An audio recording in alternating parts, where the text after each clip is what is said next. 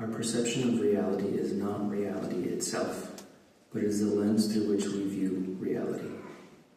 Joseph P. Kaufman. Part 1. Your reality is not reality. Okay, Elias, your time starts now. You mentioned you can feel anxious sometimes. How about you describe that for me? Well, it can start slow with little things. Am I wearing the right look? Will I say something dumb? But then it grows. How so? I feel like I can imagine what others are thinking. And what are they thinking? Your life is so sad. The pieces that make up your existence are broken. Each piece poisoned by your doubts, your fears, your inabilities. Constantly seeking approval, constantly looking for the things that are already in front of you. You are just a lost little boy, and how will you ever find your way? Why is this as far as you've made it? How did this happen? Why are you so small, so fragile, so easily damaged? What do you have to show for all the opportunities you were given? For all the times you were the cause of worry? You seem to have developed so little. For all the sacrifices that you've squandered, you should feel guilty. You should feel guilty. You should feel ashamed. And you should let that sit heavy. Imagine what she would have done with all the chances you've got. The safety you were given was wasted. And you will never appreciate the anguish it took. The pain that you never had to experience. You are so weak. You barely made it this far. And she would be so disappointed. He who could not stand on his own 2 feet. Why would he ever be worthy? You were primed to fly, yet you never flew. You never soared. You never tried. No one will remember you. No one will write about you. No one will miss you. You've taken up so much of people's time, so much of their energy, so many resources, and for what? Who have you helped? Who have you pushed? Who have you inspired? What is the point of you? You have taken the place of someone who could have been great, and you spoiled it. You are broken, and you should make room.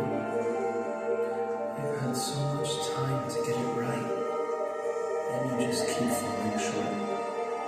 You choke when the opportunity comes, and you can't be trusted. Your failures have now weighed down so many that being held in your company is not just reckless. It's not just reckless. It's dangerous. Your shortcomings are contagious, and it's time to stop the spread. Why are the cogs of your misfortune corroding those around you? Why are the bolts of your mind coming undone? There isn't anyone that can save you, and all of those who ever wanted to have gone.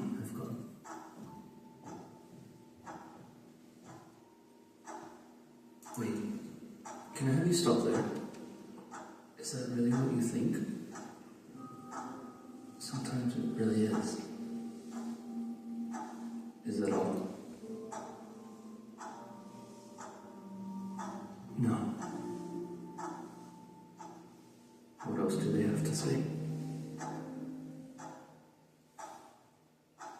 What does it feel like to live in the dark place that you've created? Is it heavy? Is it familiar? You finally found the place you found home. You found home. Home. Now stay there. Stop harming others. Stop making your problem everyone else's. Stop trying to convince yourself that you're meant to be anywhere else. It's here. It's here. Home. You are where you always belong. Why do you want to keep trying to deceive others into your company? Why do you want to poison the collective? Why do you want to poison the collective? You're so selfish. Why do you try to deceive others into your company? Disappointing. You'll only ever be disappointed. Fragments. You'll only ever going to be lost. Wanted. Leaving you cold and disconnected from your chances. Why did you lose chances? You blew through your chances. You become very selfish. You chased your friends away. Was everything very common? You are a copy of any version of yourself worth saving. That was worth saving this monster. Your light is gone. You should be slave. Fragments of you have dissipated. Let yourself be empty and hollow. Of all the tiny miracles, she could have had cold and disconnected. How sad that she got you. When did you lose your empathy? When did you become this selfish? When was everything about you? And you had nothing to offer anyway. When did you become this husk? How long have you been this monster? This creature? You should be slayed. You should let yourself be slayed of all the tiny miracles she could have received. How sad that she got you.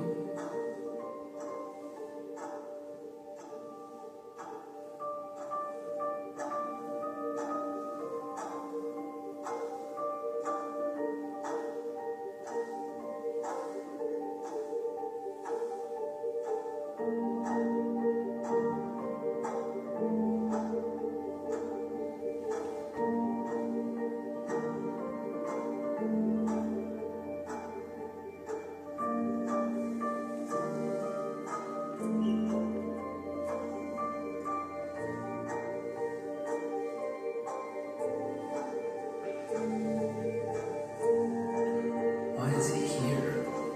He's spending all this time trying to be interesting. Why is your life so sad? It just isn't. Why is he here? He's spending all this time trying to be interesting. He just isn't. Why is he unworthy? I wish he would stop coming now. He keeps talking to me. A rush of heat doesn't belong. He doesn't speak that way. Everyone's watching, approaching us the entire time. No more she was asking, she didn't say anything. He keeps talking like everyone's looking for you to create all things. No one is asking you to be here. You exist as a go. You are needing no one is asking you to be here. No one will ever. Why is he saying no one will ever stop you? Your voice is not as what I can't see. Your thoughts are not as like that. He doesn't belong here. Lies. Is he by himself? He's unworthy. Why is he doing this? He doesn't belong. Why is he drifting around? A rush of heat is freaking me out. I started breathing heavy. He's not okay. I shouldn't say anything. And why does like everyone's looking at me? There's one of those small things that I don't know. Someone created wants to talk to you. Are small pieces of you are going to sniff you if you are not going to see you if you are not funny, you are not clever, you are not aware, so you are not interesting. Take your ideas and problems into yourself. And stop trying to convince yourself that you are meant to be anywhere else. This is as far as you've made. It's here. You are where you have always belonged. Why are you so small? Why do you think you deserve any more chances? So easily damaged.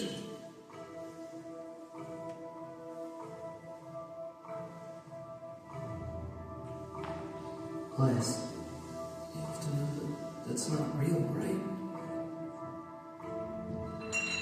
Do I? Then What's reality? What's real? What's reality? What's reality?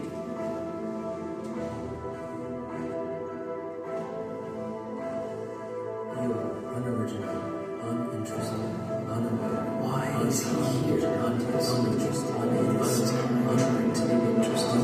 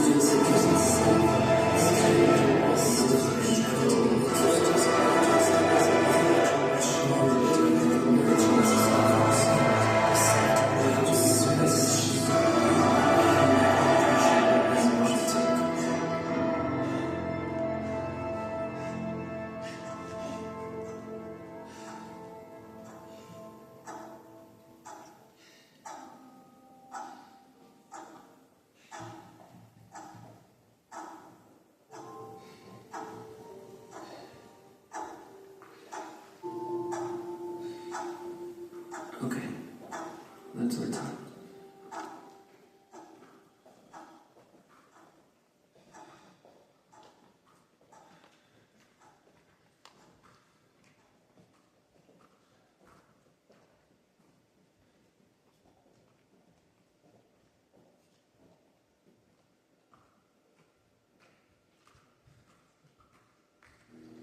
Part 2. You are altering your reality. I hate to advocate drugs, alcohol, violence, or insanity to anyone, but they've always worked for me. Hunter S. Thompson. Our last session got a little heavy. How do you usually manage your feelings when you're feeling overwhelmed? Do you really want to know?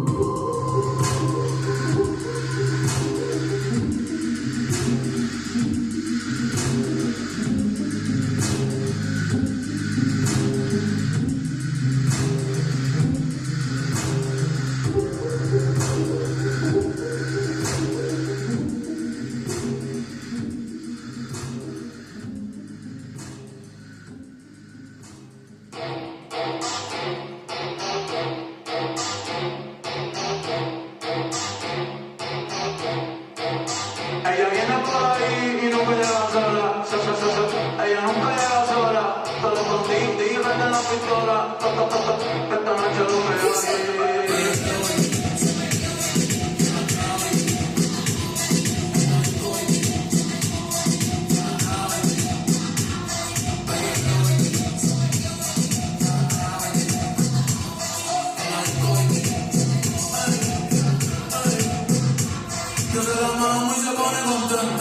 está Willy y cumplió los 30. Después de las 12 no los cuenta. No la llamen en el jangueo si no quiere que mienta. Está escuchando el número en una cuenta. Por eso con nosotros nadie inventa. Siento como un piño que no es 90. Tengo parado para que lo sienta. Dale mami, pégate. Tírate. Si me miras mucho sabes que voy a hacerte. Dale mami, pégate. Tírate. Si te ves en la barra, yo voy a llevarte. Mira, puñeta, no me quiten el pepe. Mami, yo sé que tú te vuelves loca cuando el perreo te azota, pero obligado tú te acuerdas de mí si me ves por ahí.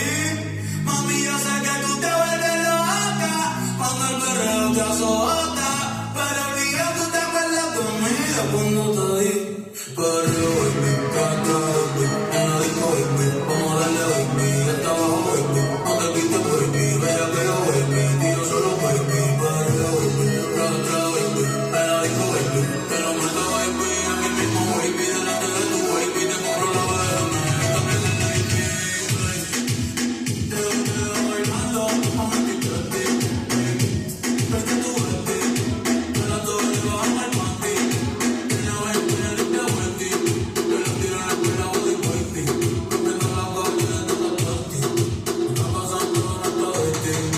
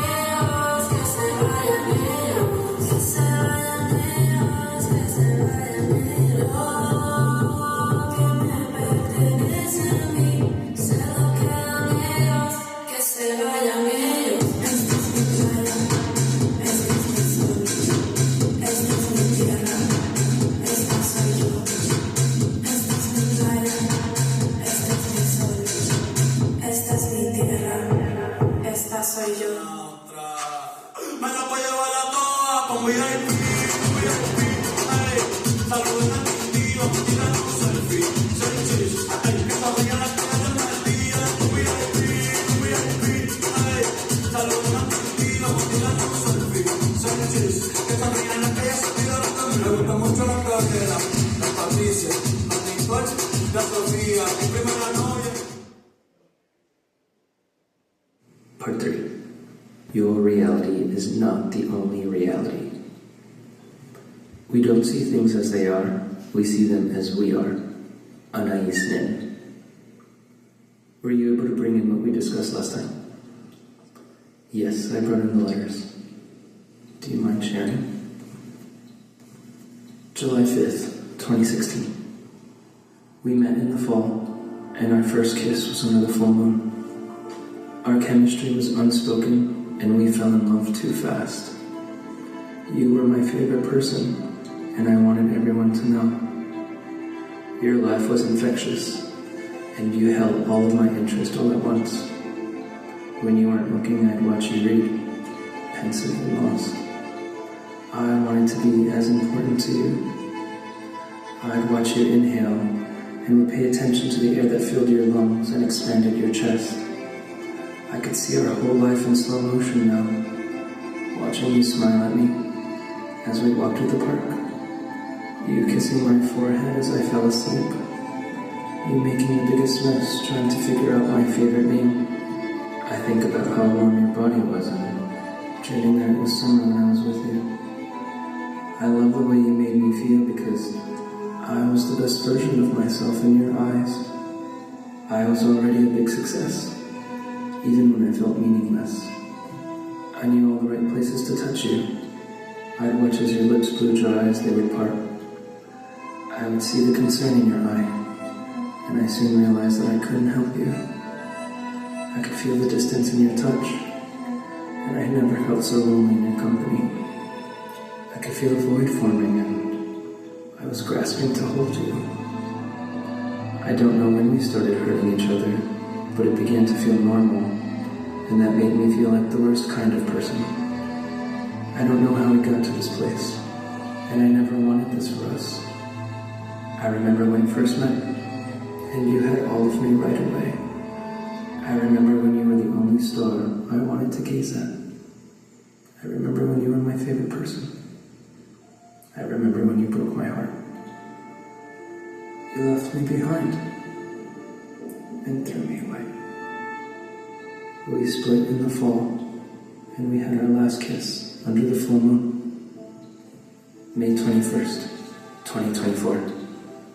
Your gaze pierces through mine, a visibly endless void that engulfs me. I am a voyeur watching you, watching me. You give me your body, your bareness, your bark, and ask me only to devour. The glassy haze of your eyes are an invitation, yet a trap. This unspoken request I accept willingly though, because I want to drown in the lake of you and let you wash away the lines of me. I want to go where you go when you are seemingly here, yet not. Lock in my gaze, hold me hostage, take control, and use my body to destroy. November 8th, 2020. For all the beautiful and wicked reasons we have come together, I am gifted the light touch of your soft lips.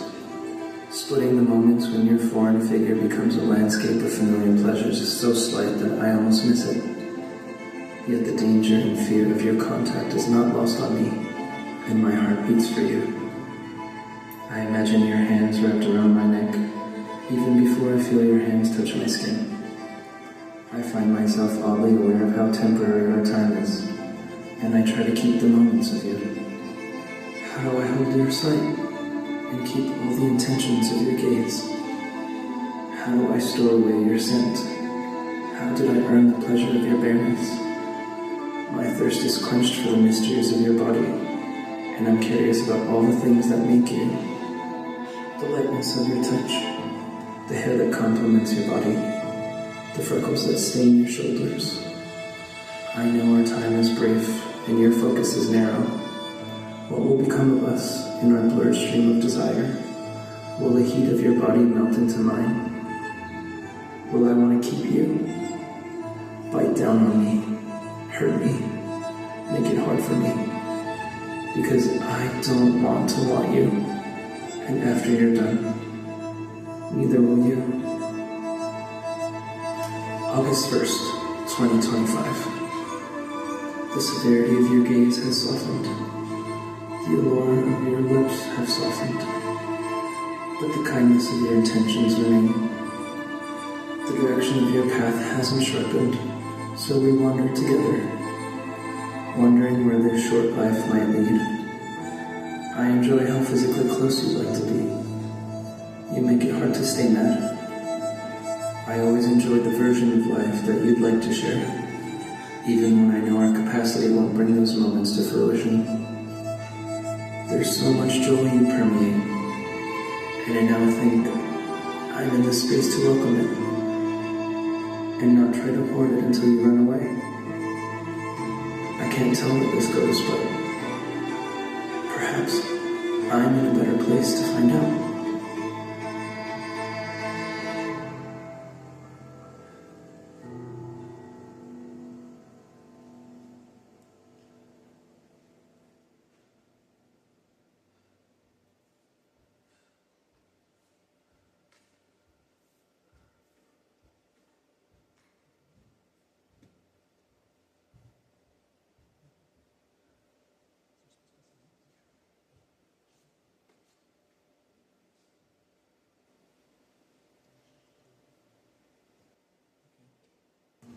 Part 4. This time, your reality is reality. It is only through the shadow of death that one truly learns to see the light of life. Carl Jung. How about you tell me about May 3rd? Yeah, that was a hard day. It's not like we didn't see it coming, but there was a finality that I don't think we could have expected. One call and everything changed. And you think you'll know what it feels like when it comes, but then it happened and it didn't feel anything like that. It felt like the air was taken out of my lungs and the floor fell from underneath me. I don't know if I fully comprehended that I wouldn't be able to call her again. And if I'm being honest, even though it's been a few years, I don't think I've really processed it. You know, when it first happened, my main thought was, I hope she's okay. I know she had just passed, but it didn't seem like she was gone. It still doesn't. I didn't want her to be alone. I didn't want her to be afraid. That might sound odd, but she was on a journey that all of us will experience at some point. It'll be one that we will never be able to communicate to the ones we love. She's still in my dreams every night. My unconscious self feels the longing more and more. In every scenario, I'm so excited to see her. And she wonders why. For her, no time had passed, but on a subconscious level, I know that it's been a while. She feels like she's in the room sometimes. She feels like she's walking with me sometimes. She feels like she's here sometimes. Every now and then, dark thoughts will tell me that she's disappointed in me. But when I hold her in my mind, truly hold her, I don't think that she ever really could be. She was my biggest fan. Always impressed with my strange interests, my little doodles. I think we were probably pretty different. I'm pretty sure she was a cool kid. And growing up, I could tell she was always worried about me. I was her shy, quiet one. She wanted me to be social. She wanted to make sure I wasn't locked up in my room, not experiencing life. I think I got there. I could tell that she stopped worrying about me, or at least that anyway. It wasn't until I was older that I understood. I get it now. She was looking out for me. She was always so tough, out on her own. Only one of 2 women that were commercial farmers in Miami. She taught me how to change a radiator. She taught me how to drive a tractor. She taught me what it was like to be brave, to be strong, to be vulnerable. Sometimes when it's chilly out and the clouds part, and I walk through a warm pocket of light, it feels like her. It feels like her lifting my chin if I feel blue. It feels like her pushing me forward if I feel down. Sometimes growing up, it almost felt like she bullied me into being okay. And I think I was okay with that. She let me know with all of herself that I wouldn't be alone.